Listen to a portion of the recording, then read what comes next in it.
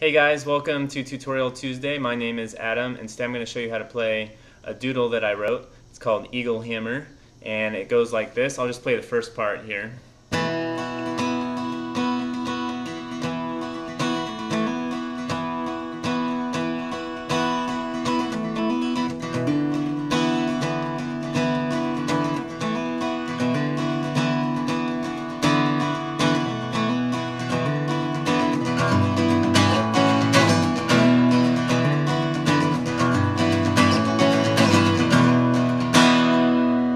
And then it goes a little bit longer than that. I'll include a link to the original doodle that I made somewhere, and so you can watch the whole thing, but I'll play each part individually. But so this is a doodle that I wrote, so that basically means that it's just an idea that I had and I recorded it, and it's not finished, so don't steal it because I'm still working on it. So you can play it, just don't steal it, I guess, if that makes any sense.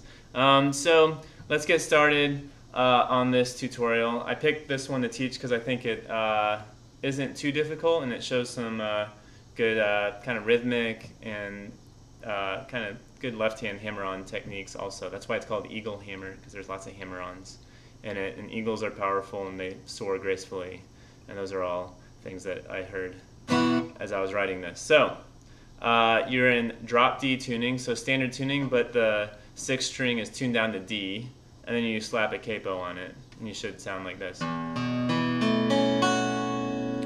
So the main chord that we're playing here is sort of like a D chord, but it's sort of the D sus2 because I have the first string open.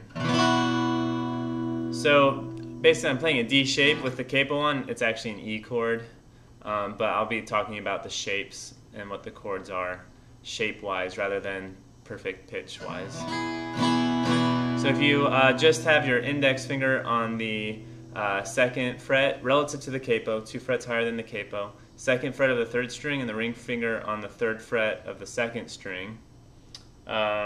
So here and here. And then you can strum all the strings. So the advantage of being drop D is you can strum all of them and have your D chord. If you put your middle finger on the second fret of the first string. Okay, so what I'm doing when I strum it is I have my ring finger here, and I'll explain later why I'm using my ring finger. But then I'm going to do a hammer on onto the second fret of the third string with my index finger. So I'll be like. So that's how I get that. Little hammer on. So let's go over the strumming here before we get too detailed with the chords. So the strumming,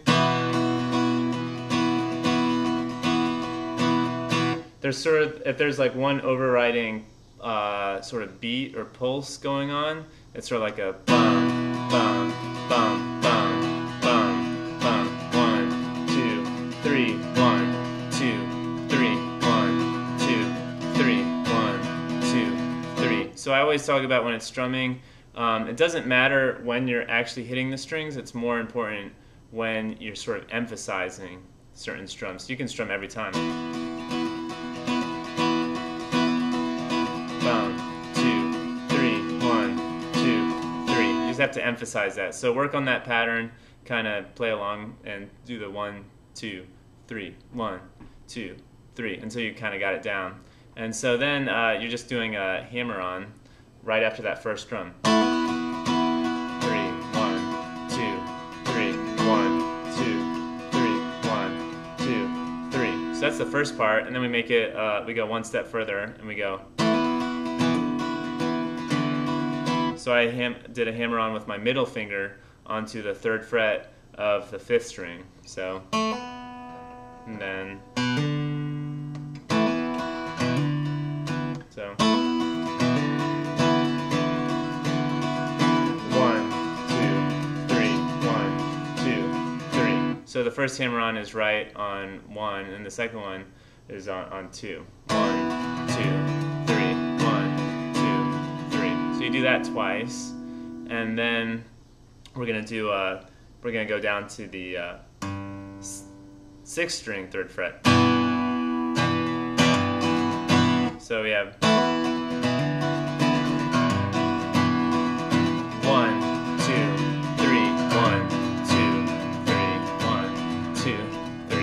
I don't play that. I slide it up. I slide all 3 fingers, so they all go 2 frets higher. So that's from 3. So we're on 3rd fret of the 6th string, 2nd fret of the 3rd string, and 3rd fret of the 2nd string. So when we slide that up 2 frets, we're now on 6th string, 5th fret, and then we're on the. I always get confused once the capo's on. The 3rd string is on the 4th fret, and the ring finger is on the 2nd string of on the 5th fret. So I'll slow this part down.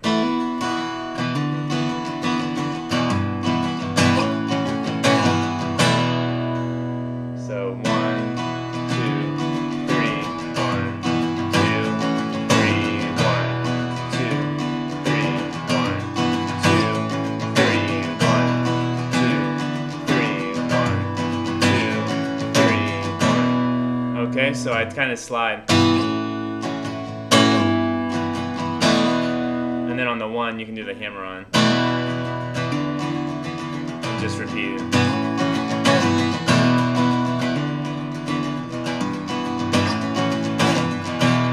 When I strum, I have this open 1st string, but I'm not really emphasizing it. I hit it sometimes, but I'm not, you know, I'm not like.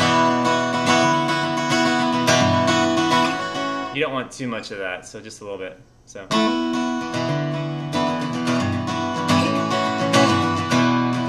So I'm really not hitting it very hard, if that makes any sense.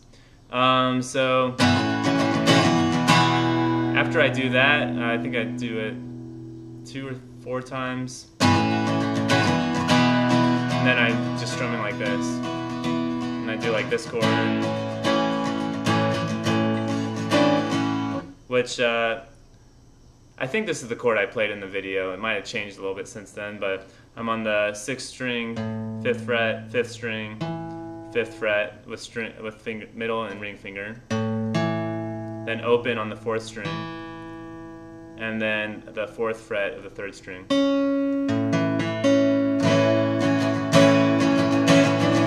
And I might put the pinky on the 5th fret of that 3rd string for part of it.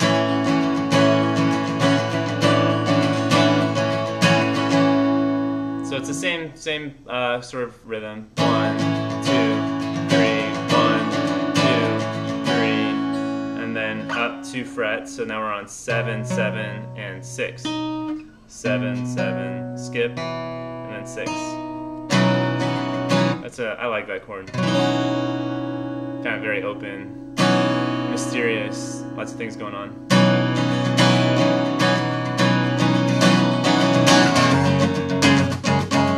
And then slowly, like a key change sort of thing happens.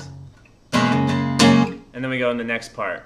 Alright, I've already gone 8.5 minutes. Wow. So we're going to fly through this. This part's a little bit trickier because the chord is really funky. I was basically learning how to play Angelina by Tommy Emmanuel, which is the same tuning with the capo. And so I just started playing around with this somehow, just an idea. And so that's how it came to happen. Totally unrelated, but this is kind of like an E chord. So normal E chord, you know, would kind of has this shape, but because we're tuned down, it would be kind of like you have to have a 2nd fret on the 6th string. But I did a weird thing where I actually use my middle finger and I do a partial bar on the 2nd fret of the 6th and 5th string. So without, you know, flicking anybody off here, that's kind of what you're doing. So by a partial bar, if you look at my finger, it's not flat like that. It lifts up. So I can still have it open these strings. I'm not doing a full bar. But we don't want a minor chord, so we have to have, well, I'm going to put my ring finger on the 4th fret of the 4th string, so, and then my index finger on the 1st fret of the 3rd string to make it that major. So this is one of those things that's a pain to practice because it really hurts, and it hurts more the longer you hold it. and while you're practicing and you're first learning it, you have to hold it a lot longer than you normally need to. So just like have some hope, and that once you get it down, then you don't have to hold that chord as long, because it's only then you can relax. But until you get up to that speed, you're gonna have to hold it a little bit longer, and so you'll get stronger and you'll get good at it. So that's the chord.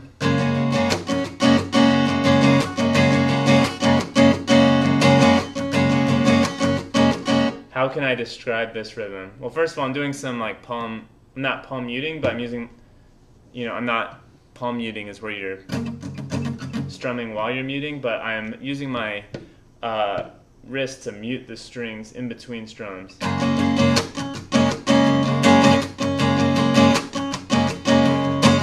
So there are some times where I do a chuck, where I have my hand so I can just get that kind of sound. I'm just going to play it really slowly, because I don't think I could describe this in any timely fashion. So I'm just going to play it very slowly.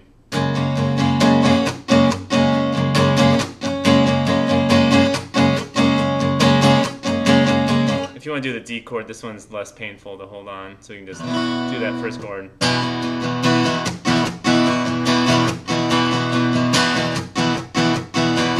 Down, up, down, up, down, up, up, down, up, down, up. Something like that. Down, up, down, up, down, up, up. I can't even.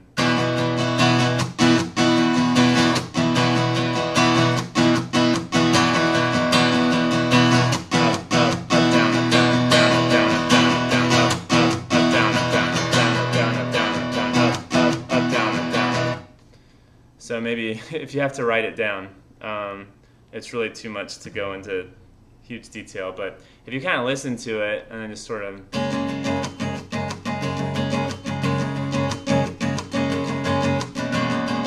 The next thing I do is I lift up the the middle finger.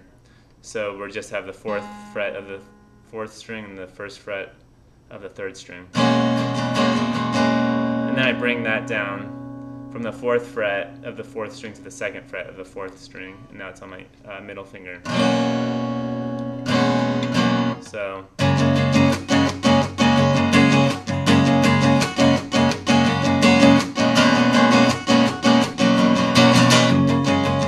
I do a hammer on there. It's just sort of anticipating. So instead of just going, I'm sort of doing. So I kind of do the hammer on the downbeat.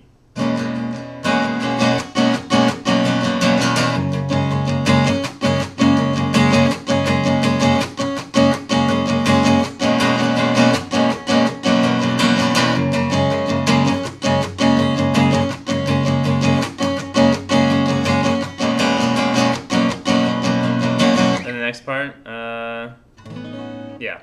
So I do a partial bar now with the index finger, so that's what it looks like. So I'm doing the bar on 6th string and 5th string on the 5th fret. And then I've got my ring finger on the 7th fret of the 4th string and my middle finger on the 6th fret of the 3rd string. And then I put my pinky up there on the 7th fret of the 3rd string, just a little bit.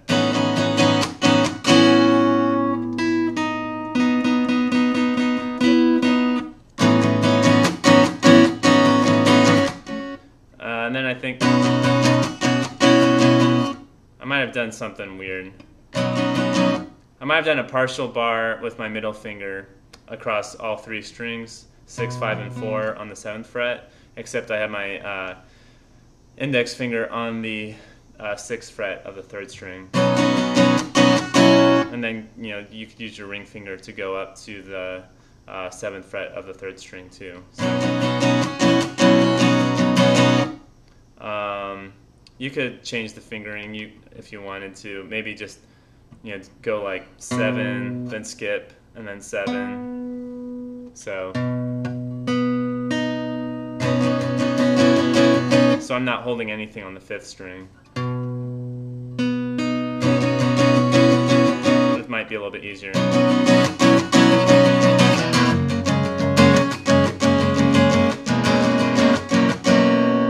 And then the second time,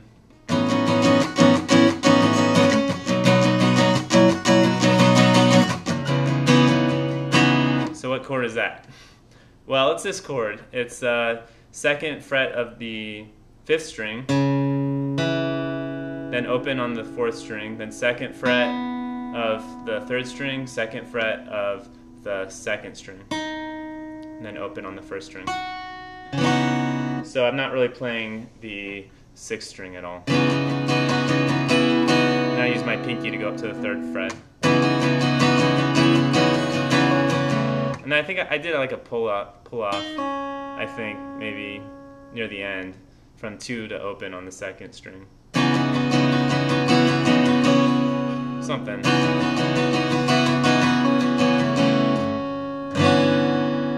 And so this is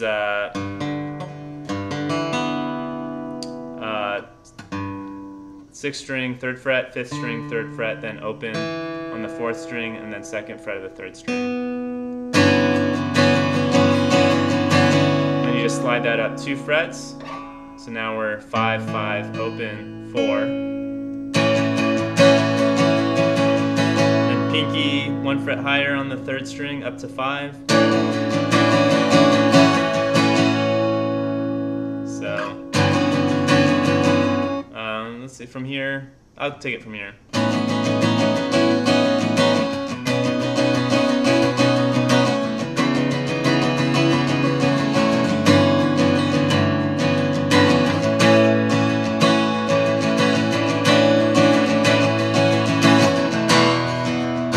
Then you go back to the D chord. So, yeah.